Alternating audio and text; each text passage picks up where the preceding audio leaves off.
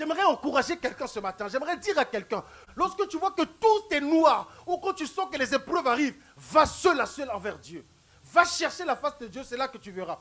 Et la Bible dit que lorsque Jacob a pris de ses serviteurs, que Ésaïe venait à sa rencontre, la Bible dit que Jacob a eu peur. Il a séparé sa famille en deux.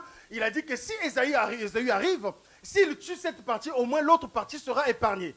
Et Jacob va aller chercher la face de Dieu. C'est pour cela qu'il est important de fois dans les moments difficiles, quand tu vois que les choses ne marchent pas, va seul avec Dieu, cherche la face de Dieu. C'est ce que Jacob a fait. Lorsque Ésaü, qui avait les intentions de le tuer, quand il ne voit plus Jacob. Ésaü voit une autre personne, il voit Israël. Alléluia. Donc Israël, qui est devenu le nom que Dieu l'a changé. Ma question est la suivante. Est-ce que depuis que tu as reçu Jésus, est-ce que ton nom a changé?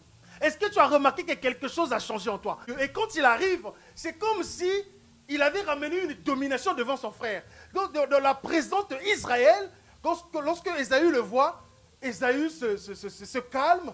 Ésaü qui était venu dans l'intention de combattre, mais il n'a plus combattu. Pourquoi? C'est la présence de Dieu. À chaque fois que tu sors de la présence de Dieu, il y a quelque chose qui se passe. À chaque fois que tu sors dans les moments de prière, il y a quelque chose qui se passe. Tu ne deviens plus la même personne. Et ça apaise même la colère de tes ennemis. Alléluia.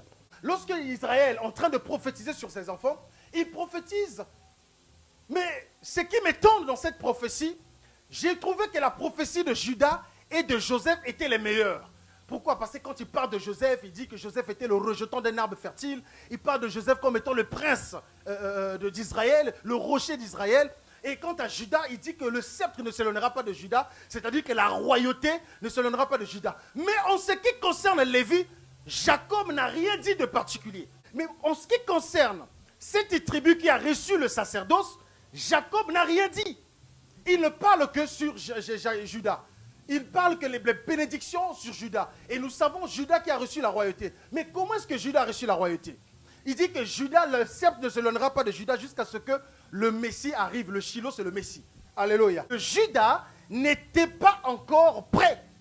Alléluia. Judas n'était pas encore prêt pour la royauté. Pourquoi? Parce que Judas avait commis l'inceste. Or, en Israël, quand il y avait une loi, quand tu commettais l'inceste, il fallait attendre 10 ans pour pouvoir officier ou pour pouvoir travailler, ou pour être pardonné. Alléluia. Mais le problème, c'est que quand Judas attendait, le peuple d'Israël, à un moment, dans le désert, il voyait les autres peuples avoir des rois, et il commençait à demander, mais non, mais c'est pas normal. Les autres ont des rois, pourquoi nous, on n'a pas de rois?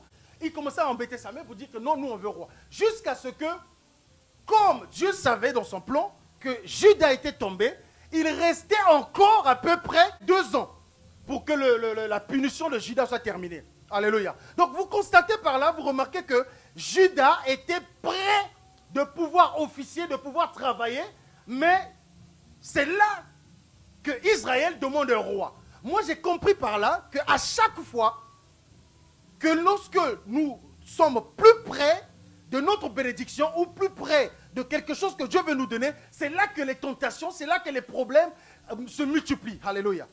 Judas était presque à 8 ans de sa punition. Il ne restait plus que 2 pour qu'il puisse atteindre. C'est là que Israël commençait à se soulever pour dire que non, donne-nous un roi. Ils ont copié les autres peuples. Bien-aimés dans le Seigneur, frères et sœurs, toi qui es enfant de Dieu, ton modèle doit être le Seigneur Jésus. Ton modèle doit être ce que la parole de Dieu dit. Tu ne peux pas avoir pour modèle les païens. Ce n'est pas parce qu'un tel fait ceci et que toi aussi tu dois le faire. Ce n'est pas parce qu'un tel a commencé ceci, toi aussi tu dois le commencer. Est-ce que toi, Dieu t'a dit de faire comme lui? Toi, tu es un enfant de Dieu qui parle avec ton père. Est-ce que les affaires que tu veux commencer, tu as consulté Dieu ou bien parce que tu veux copier un tel?